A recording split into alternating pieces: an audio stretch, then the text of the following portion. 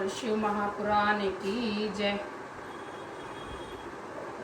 ब्रह्मा जी बोले, जब देवताओं ने इस प्रकार स्तुति की तो कठिन दुख विनाशिनी दुर्गा देवी देवताओं के समक्ष प्रकट हो गई।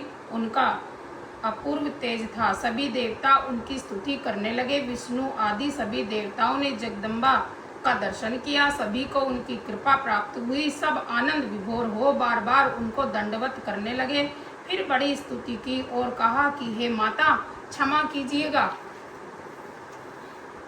ऋषियों के कहने के आधार पर तथा अपनी दीनतावश हम आपसे यह कहते हैं कि पूर्व समय में आप हर की प्यारी दक्ष की पुत्री थी और फिर अपने शरीर को त्याग अपने लोक को चली गईं, जिससे शिवजी बड़े दुखी हुए थे और उस समय भी देवताओं का कार्य नहीं हो सका था। इसी कारण हम लोग व्याकुल होकर आपकी शरण में आए हैं। अब आप देवताओं का मनोरथ पूर्ण कीजिए। हे शिवे, अब सनत कुमार के वचन को पूर्ण कीजिए। हे देवी, अब तुम पुण्य पृथ्वी पर अवतार लेकर शिवजी की पत्नी बनो और अपनी अद्भुत लीला से देवताओं को सुखी बनाओ।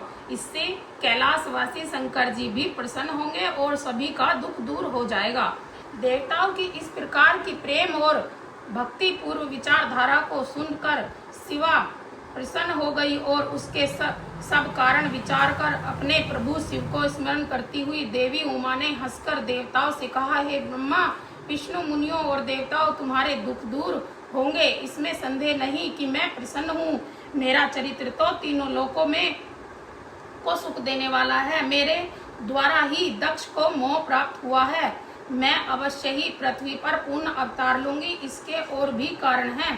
पहले हिमालय और उनकी पत्नी ने मेरी सेवा की है, अब भी वे भक्ति पूर्वक मेरी सेवा करते हैं। इसीलिए मैं हिमालय के घर प्रकट होंगी, जिससे तुम्हारे सब दुख दूर हो जाएंगे। शिव की लीला बड़ी अद्भुत है, इसीलिए वे उन्हीं की पत्नी होंगी। मैं जानती हूँ कि जब से मैंने शरीर छोड़ा तब से मेरे पति मेरी चिंता में दिगंबर हो गए हैं और मुझ सती के वियोग महेश्वर आज भी मेरा वियोग सहन नहीं कर पा रहे हैं। मेरे कारण उन्होंने कुवेश धारण कर लिया, गले में अस्थियों की माला पहन ली है और कभी शांति नहीं पाते तथा निरंतर जागते ही रहते हैं। वे रुद्र मेरा पानी ग्रहण करना चाहते हैं, अतः मैं हिमालय के घर जाकर अवतार लूंगी। मैं हिमालय की पत्नी मैना को सांसारिक गति दिखाऊंगी। मैं अपनी भक्ति से रुद्र प्रिया होकर महातप के द्वारा निसंदेह देवताओं के कार्य करूंगी। मेरा यह वचन सत्य है। अब तुम सब देवता अपने